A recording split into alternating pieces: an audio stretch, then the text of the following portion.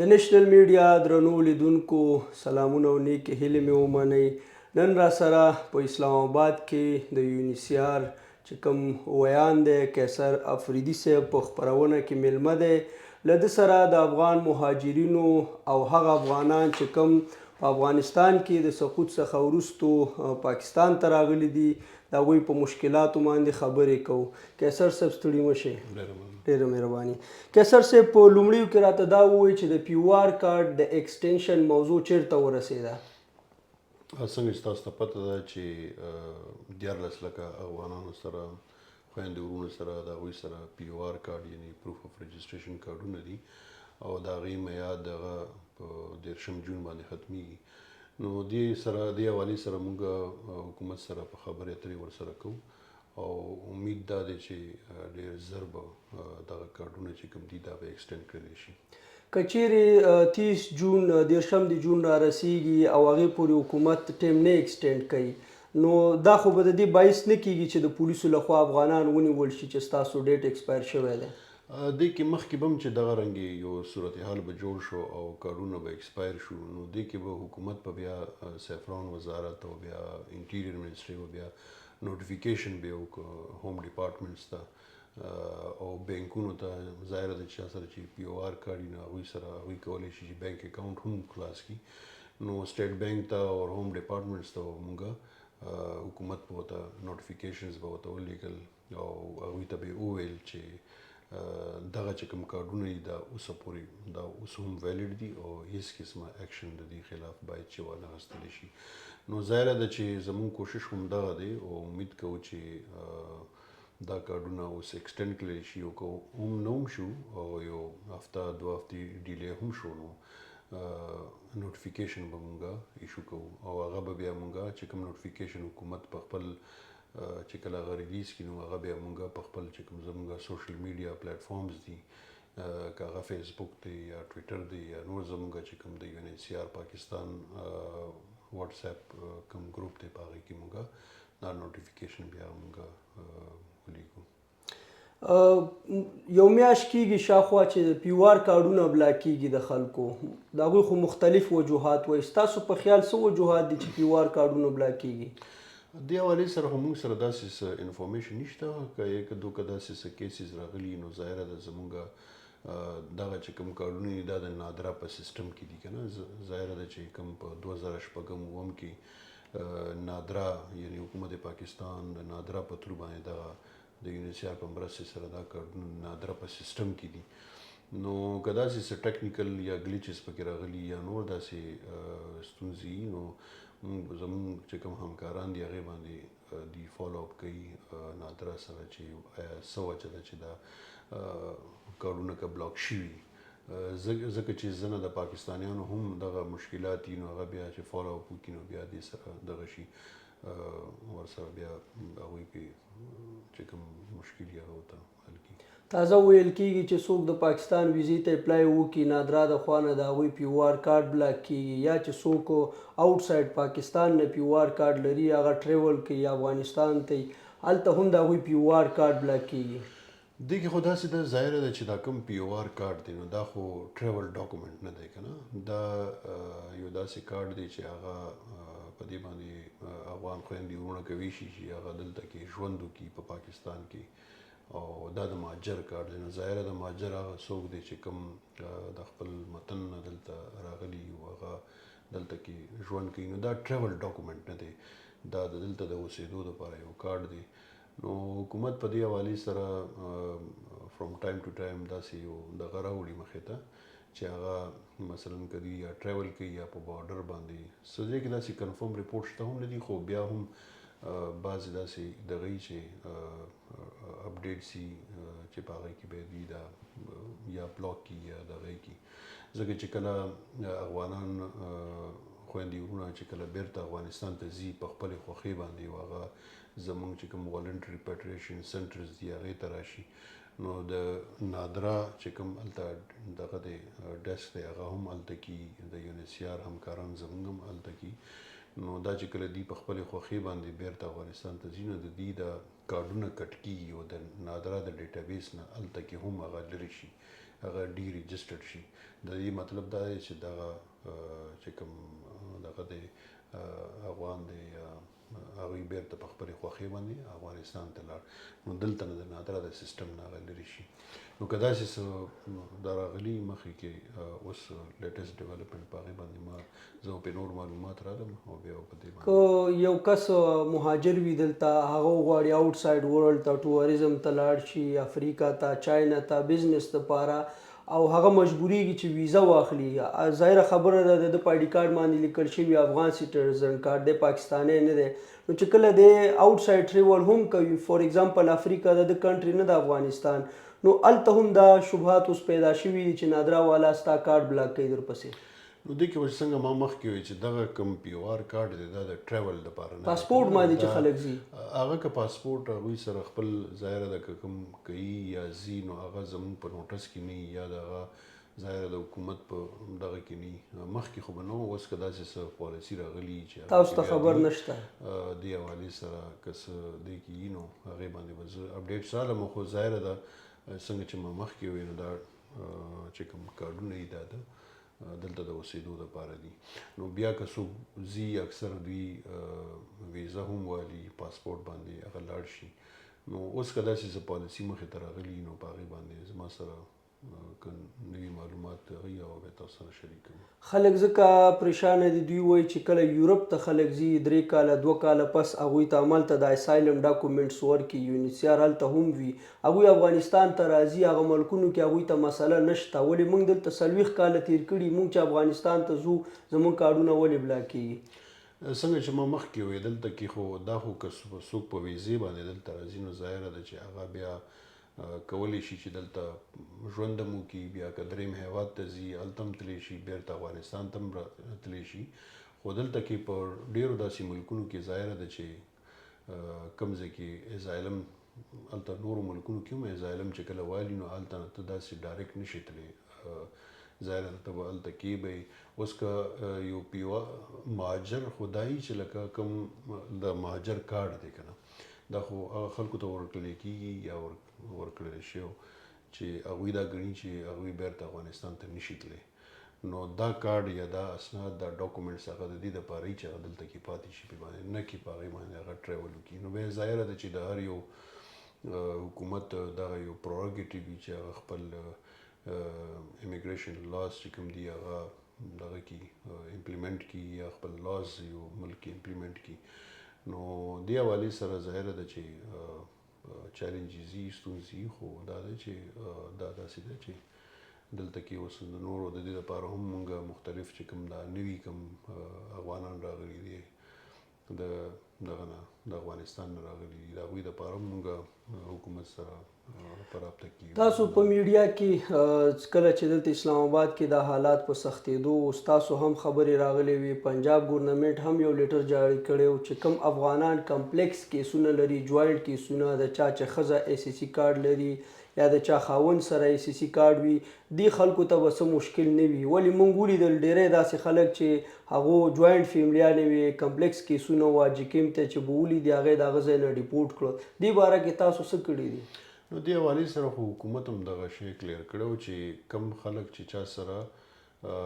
که هغه انډاکومنټډ دي یا د چا سره چې پی او آر کارډ ځي یا د هغوی فیملی یا هغوی سره ای سی سی کارډ وي نو هغه ای سی سی والا کارډ هغوی ته به څه نه وایو. ظاهره ده چې کوم دا اوس کوم راغلي و دې حوالې سره موږ ته ریپورټس راغلي، په هغې باندې موږ خپل د تشویش اظهار هم کړی و، موږ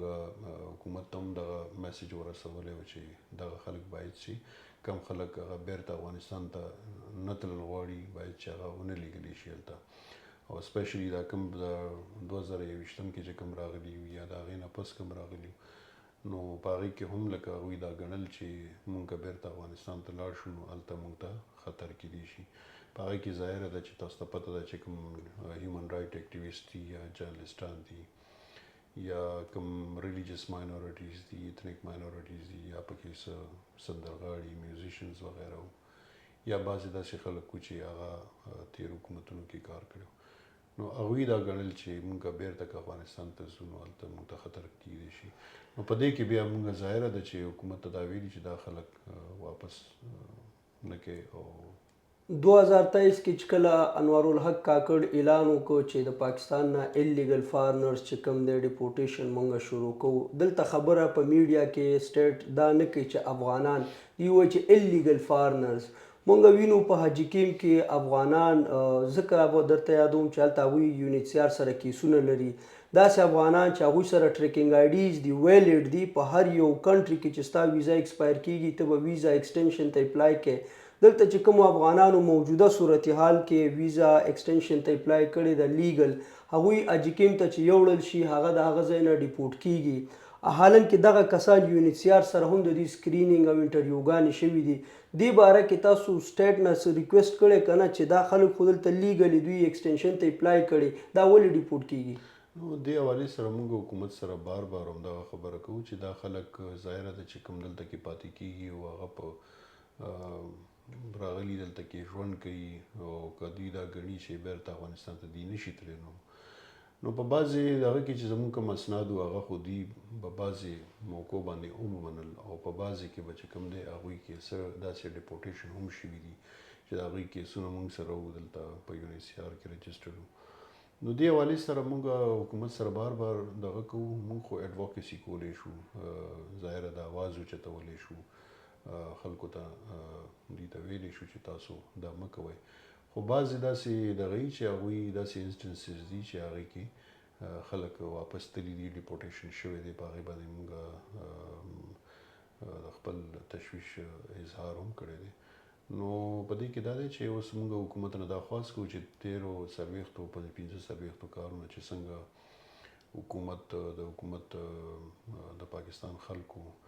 د افغانانو خویندو ورونو چې کوم میلمستیا کړې ده، نو باید چې دغه سپورټ دی حکومت جاري وساتي، ځکه چې هلته په افغانستان کې چې کوم حالات دي د بعضې خلکو دپاره چې کوم هیومینیټیرین چیلنجز دي یا هیومن رایټ چیلنجز دي، لکه څنګه د زنانو د کار حوالې سره چې کوم مسایل دي یا کوم د ماشومانو د جنکو چې کوم د تعلیم کوم ستونزې دي یا نور د فریډم آف موومنټ چې کوم ایشوز دي هلته کې، نو زیاتره خلک دا ګڼي چې موږ بیرته نشو تللی داسې ځای ته چې هلته کې دوی ته هلته کې مسایل دي. کوم افغانان چې لیګل خپله ریپیټریشن کوي افغانستان ته، هغوی وایي زموږ یو مسله دا ده مخکې به چې کله موږ افغانستان ته تلو موږ ته 375 یا 315 ډالر راکول کېدل، کم از کم دونه و چې افغانستان پورې موږ خپله کډه پرې وړلی شوه، هغه پیسې اوس ډېرې زیاتې کمې شوي دي. یو دا ستونزه، بل چې څونه موږ معلومات کړي دي د یونیسیار کسان وایي چې دا پیسې یونیسیار لخوا چې افغانستان کې دی هغوی لخوا نه کمې شوي دي. نو دا خلک چې غواړي افغانستان ته ریپیټریشن وکړي لاړ شي، د دوی دغه ستونزې تاسو په نظر کې نیولې دي؟ ظاهره ده چې دا چې کوم موږ دا 315 ډالر پر هیډ ورکولې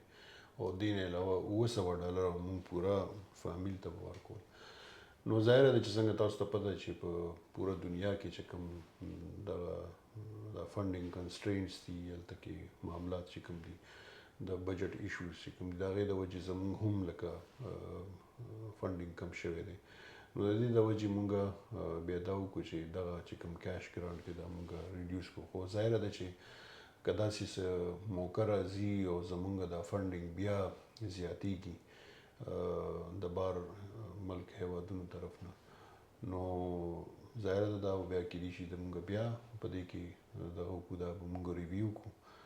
خو فی الحال چې کوم زموږ کوم بجټ کنسټرینټس دي فنډینګ نو هغه لږ لیمیټډ دي، لږ چیلنجز شته.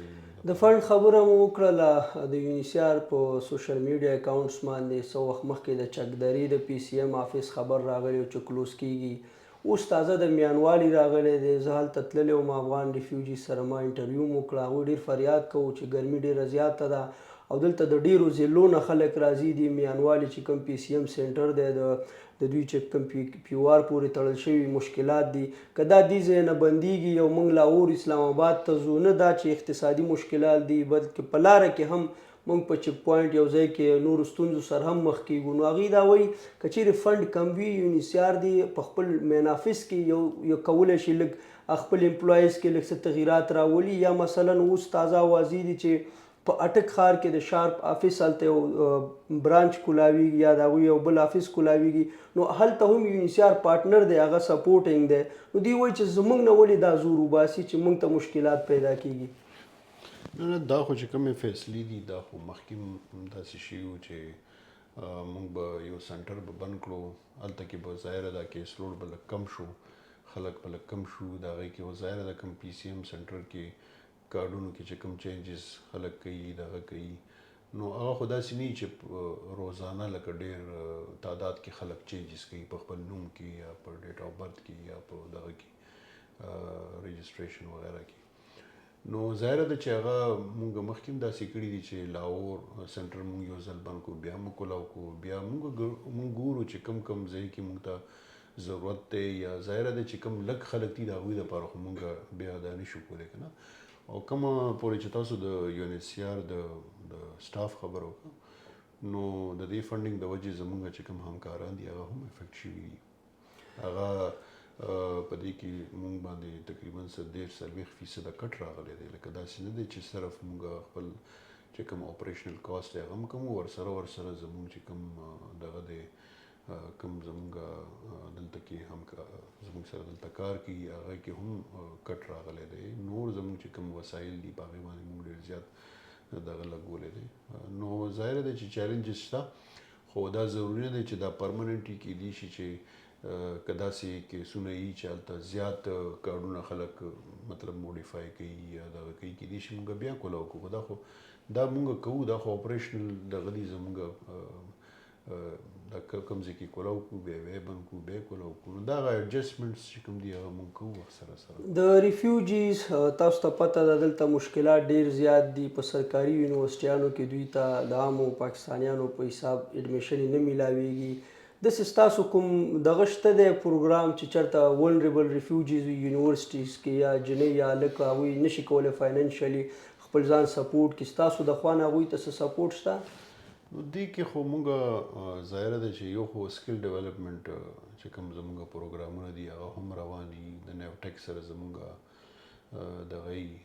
اګریمنټس شوي د هغې په تور باندې مونږ چې کوم ځوانان دي جنکۍ هلکان هغه هم ټرین کوو چې هغوی ته سکلز میلاو شي هنر ورته میلاو شي ورسره چې کوم یونیورسټۍ کې یا کالجونو کې هلته کې هم د افغانانو هلته کې کوټه شته دی هغوی هلته کې سبق وایي که بیا داسې افغانان وي چې کوم د هغوی نشي کوی چې دغه افورډ کړي نو هغوی دپاره زمونږ چې کوم دا فی سکالرشپ دی هغه هم دغه ولنریبل خلکو ته مونږ افر کوو چې کوم بیا هغه کالج کې پې سبق ووایي یا مخکې چې کوم دغه چیلنجز شته دي خو زمونږ پرایورټي دا ده چې مونږ دغه ځوانان هلکان جنکۍ دا امپاور کړو ځکه چې زیات شمیر چې کوم پی او آر کارډ که مونږ د پی او آر کارډ خبره وکړو نو 80% چې کوم دغه دي 15-16% هغه داسې دي چې هغه ځوانان دي او د هغوی عمرونه د 15 کالو نه کم دي نو زموږ کوشش دا دی چې دغه ځوانان مونږ یا جنکۍ مونږ ټرین کړو او دوی ته مونږ سکلز ورکړو تعلیم ورکړي چې هغه بیرته که افغانستان ته بیا ځي هم کله په خپلې خوښۍ باندې نو چې هلته هم یو خپل کلیدي کردار ادا کړي دلته هم خپل یو کلیدي کردار ادا کړي نو دې حوالې سره زموږ کوشش دا دی چې او په دې کې هم موږ ډېر زیات په ایجوکیشن په مد کې سپینډینګ کوو ورسره زموږ چې کوم مین دغه دی هغه دا دی چې کوم افغانان کوم سکولونو کې سبق وایي پاکستانی سکولونو کې سبق وایي سرکاري سکولونو کې سبق وایي هلته مونږ سپورټ ورکوو هغه سکولونو ته لکه مثلا یو سکول دی او په هغې کې 3 کمرې دي او په هغې کې پاکستانیان هم سبق وایي او افغانان هم پکې یو څو کسان هلته سبق وایي نو هلته کې چې کوم دی د راحه پروګرام په تور باندې یا نور زموږ چې کوم انټرونشنز دي د هغې په تور باندې مونږ هلته کې 3 کمرې نورې هم ورته جوړې کړو پکې لایبرري هم ورته جوړه کړو لیبارټري هم ورته جوړ کړو باونډري وال هم ورته وکړو نو دغه فنډ مونږ چینلایز کوو داسې طریقې سره که هغه سکولونه وي کاغه بي چوز دي د هیلث چې کوم د سرکاري کوم دغه دي هیلث هغه دي هغې دغه ځایونو کې مونږ پیسې لګوو چې دغه ظاهره ده چې د افغانانو د وجې چې کوم ابزارپشن کوم یو چیلنجز دي دلته کې نو هغه کمپنسیشن مونږ کوو دغه سکولونو ته که سکولونه یې که هیلث دغه یې هلته مونږ بیا کومک کوو نو ځکه چې مین سټریم کولو دپاره چې هسې هم دغه چې کوم افغان خویندې وروڼه دي هغوی هسې هم دې سکولونو کې سبق وایي په دغه کالجونو کې یا په دې یونیورسټو کې یا د دې صحت چې کوم اوس لکه په پېښور کې لیډي ریډینګ هاسپټل دی یا نور چې کوم هاسپټل دي کې ټي ایچ شو کمپلیکس شو هلته کې مونږ سهولتونه ورکوو یو څو بلاکه مونږ سولرایز کړه هلته کې مونږ سولر پینل یې ورته ولګولې څه بلاکونو کې چې هغه مستفید شي افغانان هم ترې او پاکستانیان هم ترې مستفید شي نو زمونږ کوشش دا دی چې مونږ خپل انټرونشنز وکړو او دلته کې دی امپاور شي د افغانستان کې چې حکومت چینجز راغلي دي او د طالبانو حکومت راغلی تر هغه وخته اوسه پورې څومره کیس هولډرز ریسیټل شوي دي په دې کې خو داسې ده چې ګوره یو خو زه یو خبره کلیر کړم چې زمونږ چې کوم دا دریم هیواد چې کوم دا کوم ریسیټلمنټ پروګرام دی دا ډېر ورکوټی شان پروګرام وي اکثر چې دا کوم خلک وایي کوم دلته راغلي دا اوس تازه 2021 نه پس چې کوم راغلي دي نو دوی دا ګڼي چې بس مونږ به ټول ریسیټل شو داسې نه ده زمونږ چې کوم دغه دی داسې ده چې دلته چې کوم خلک راشي نو اول خو زمونږ دا دی چې حکومت سره مونږ اډوکسي کوو چې دا خلک دلته رجسټر کړلی شي او دا دلته سپورټ کړلی شي په پاکستان کې خو که په دغه خلکو کې بیا داسې خلک وي چې هغه زیات ولنریبل یا هغوی ژوند ته خطر وي دلته په پاکستان کې په افغانستان کې هغوی دپاره زمونږ یو ورکوټی شان پروګرام دی د مختلف هیوادونو سره 14 هیوادونه دي چې هغوی سره هغوی مونږ ته ووایي چې تاسو مونږ ته مثلا 1500 کسان راولېږئ د کال کې اوس مثلا مونږ ته امریکا ووایي چې مونږ ته 1000 کسان راولېږئ یا مونږ ته کینیډا وایي مونږ ته 800 کسان راولېږئ نو دا یو ډېر لیمیټډ د کال په حساب سره ډېر لیمیټډ پروګرام دی په هغې کې 45000 خلک مونږ د کال لیکو نو په هغې کې مونږ داسې خلک کوشش کوو چې هغه مونږ دغه کو وګورو آیډنټیفای کړو پکې چې هغه ولنریبل وي چې هغوی ژوند ته خطر وي په افغانستان ته واپس نشي تللی دلته هم هغوی ته مشکلات وي نو زمونږ هغه سپیسیفیک زمونږ څه ریسک پروفایل والا خلک وي چې هغه بیا مونږ دې هیوادونو ته هغه کړو هلته ریفر کړو او هلته هغوی پې بیا یو خپل ټایم لګوي یو کال نیم په هغوی پې ولګوي نو دا خلک بیا دلته لاړ شي هلته بیا ریسیټل شي نو مونږ دا نشو کولی چې ټول خلک چې کوم دلته راغلي دي هغه ټول مونږ ریسیټل کړو څه خلک ریسیټل شي او څه خلک چې کوم دي هغه دلته کې مونږ د چا چې کیسونه دي موجوده وخت کې پالیسیانې په سختېدو ښکاري د دوی فیوچر په پاکستان کې څه وي نو د دې خو څنګه ما مخکې وویل چې حکومت سره مونږ په همدغه خبره کوو چې دغه خلک کوم دلته راغلي دي او هغه بیرته افغانستان ته نشي تللی باید چې دې دپاره یو داسې میکانیزم مخې ته مونږ راولو چې دغه خلک مونږ دلته رجسټر کړو لکه څنګه مونږ مخکې رجسټر کړو دا پی او آر کارډ والا هم مخکې داسې د دې یو رجسټریشن عمل شوی په 2006 کې چې 2 میلیونه خلک مونږ رجسټر کړو او اوس چې په هغه کې 14 لکه دلته اوسېږي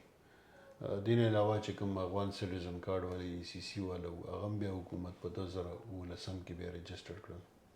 نو اوس موږ دا وایو چې کوم خلک دلته راغلي دي او هغه بیرته نشي تللی افغانستان ته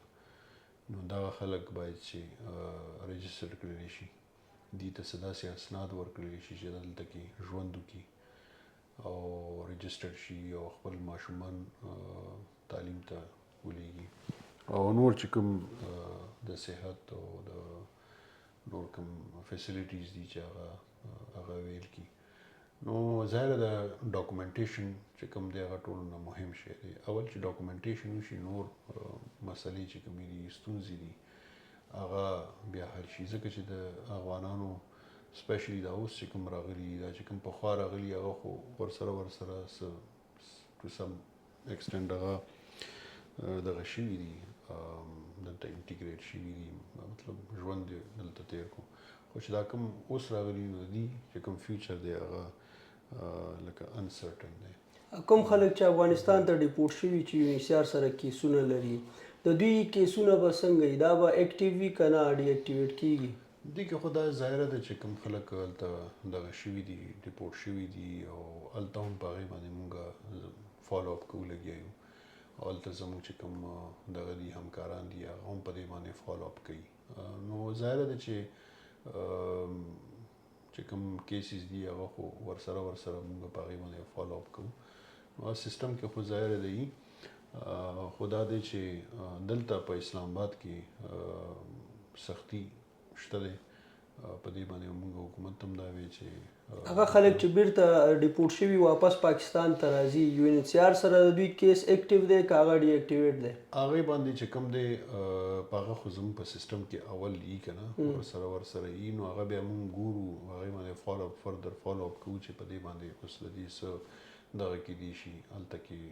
نو هغه بیا هغه ټایم موږ ګورو که نه په هغې باندې بیا ډیسیژن دغه کېږي اخیستلی کېږي چې دې سره موږ څه وکړو په دې باندې یو دغه شته په هغې باندې خبرې اترې روانې چې یو کلیر کټ په دې باندې یو دغه راولو مخکې ته. اچھا آخري پوښتنه کیسر صاحب د پیوار ځینې خلک شته دي ولنریبل چې هغوی سکرینینګ شوی دی شارپ کې حتی UNHCR ته هم یو نیم انټرویو ته راغلي دي د ځای نه واپس دغه شوي دي چې تاسو رجسټر یې موږ سره پیوار کارډ هولډر یې د دې به څه فیوچر وي چې کوم دلته رجسټر دي یعنې هغه ټوکن هم دوی سره دي سکرینینګ یې شوی دی؟ ظاهره ده چې کوم زموږ خو پریفرنس شروع کې خو دا یي چې لکه دا کوم اوس کوم راغلي ورسره ظاهره ده چې په دې POR کارډ کې هم یا په ایون په ECC کارډ کې هم څه داسې خلک دي چې هغه د هغوی ته مشکلات دي خطر وي نو هغه خلک هم کېږي خو لکه ظاهره ده یو پروسس وي که نه نو هغه ټایم علي نو هغه پروسس نه به تېرېږي بیا به د هغې باندې مخکې کار کېږي خو دا نه چې ډېر زر نه کېږي زموږ چې کوم سټپس دي هغه به مطلب چې د چا کوم پیوار کارډ هولډر تاسو سره کیس دی هغه مخکې پروسس کېږي نو هغې باندې هغه هم ګورو موږ کوم ولنریبلیټیز ته ګورو چې آیا هغه په دغه کې فال کېږي که نه کېږي نو هغې ته بیا موږ وګورو هغه حساب سره په هغې باندې بیا فیصله کېږي نو په هغې باندې هم کوو ټولو باندې چې کوم ظاهره ده زموږ دپاره خو دا ټول خلک چې کوم د هغوی دا وایي چې موږ افغانستان ته بیرته نه شو تللی هلته چې کوم هیومن رایټس کوم ستونزې دي د تعلیم حوالې سره نو هغه ټول زموږ دغه دي هغوی دپاره موږ اواز اوچتوو موږ کوشش دا دی او چې څنګه همدغه زه وایم چې څنګه پاکستان د تېرو 40-45 کالو نه افغانان یې دلته سپورټ کړي نو موږ دا وایو خواست هم دغه کوو چې دغه سپورټ باید چې جاري. ډېره مننه سرجي د وخت راکولو مهرباني. درنو لیدونکو دا موږ سره کیسر خان افریدي د UNHCR مرکزي ویان په اسلام آباد کې زموږ خپرونه دلته پای ته رسیږي تر بلې خپرونې موږ ته اجازت راکړئ په لوی الله مو سپارو د الله په امان.